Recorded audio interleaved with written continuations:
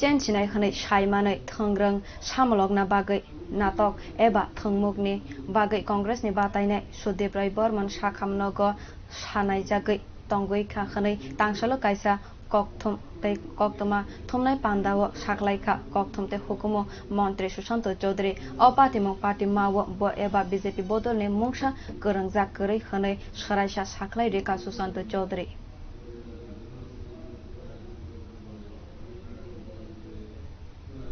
উনি 11:30টার সময় কেন গেলেন অভয়নগরে বহিরাগত লোকদেরকে নিয়ে অস্ত্রশস্ত্র নিয়ে?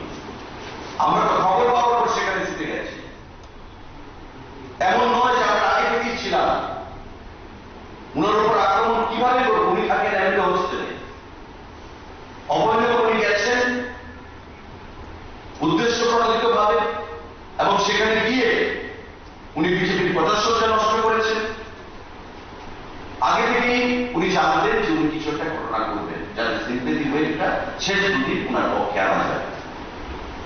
আমরা দেখেছিলাম বিগত নির্বাচনে মমতা ব্যানার্জিকে পশ্চিমবাংলায় পা ভেঙে গেছে করে প্রচার করলেন যে নির্বাচন শেষ হয়ে গেল ওনার পা ভালো হয়ে গেল, উনি দৌড়চ্ছেন।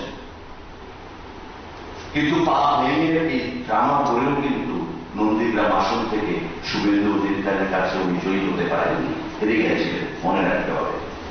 তো কেউ ড্রামা করে হাসপাতালে ভর্তি হয়ে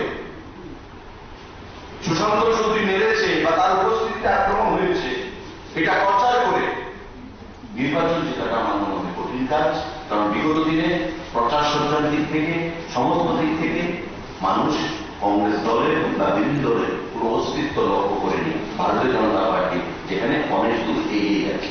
তো আজকে মানুষের মধ্যে বিভ্রান্তি তৈরি করে সিম্পেথি আদায় করে ইমোশনাল নাটক করে উনি নির্বাচনে জয়ী হতে চাইছেন যাতে একটা সিম্পেথি ভোট ওনার পক্ষে সেখানে কাজ করে। আমাদের লড়াইটা ব্যক্তিগত ছিল না, আমাদের লড়াই ছিল যে উনি যে সিপিএম এর বিরুদ্ধে কথা বলতেন যে সিপিএম কে পরাজিত করার জন্য আমি আমার ধর্ম ত্যাগ করব।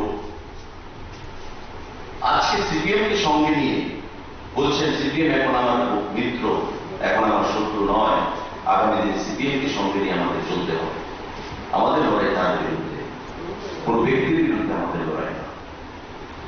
এবং এই নির্বাচনে আমরা যে সম্মুখীন হচ্ছি, আজকে অকাল নির্বাচন এড়ানো যেত, ওনাদের ষড়যন্ত্রের ফলে এই নির্বাচন হচ্ছে, উপনির্বাচন হচ্ছে।